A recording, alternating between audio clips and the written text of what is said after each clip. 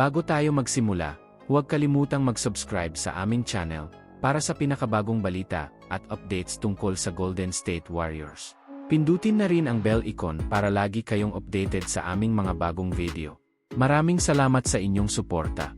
Sinimulan ng Warriors ang ikalawang araw ng NBA draft na may pang-negatibo, 52 na pick.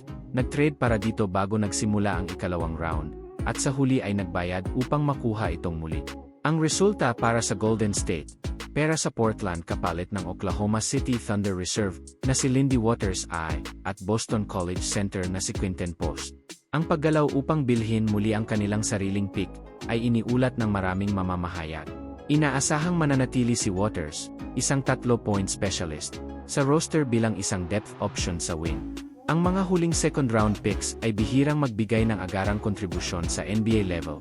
Ngunit maaaring maging isang stretch center, si Post sa tabi ni Draymond Green na matagal nang may kahulugan para sa koponan.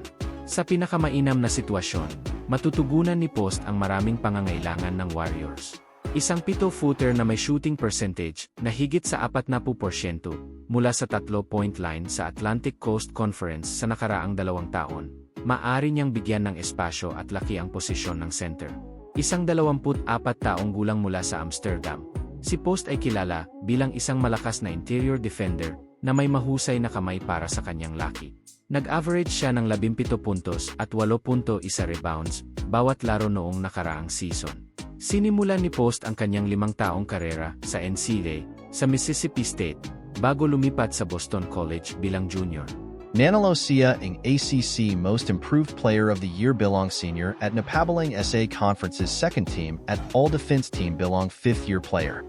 Ano ang inyong opinion SA Pagaha, ang Warriors kay Quinten Post at Lindy Waters 3? Sa tingin ninyo, makakatulong ba sila sa tagumpay ng koponan sa hinaharap? Ibahagi ang inyong mga pananaw sa comment section.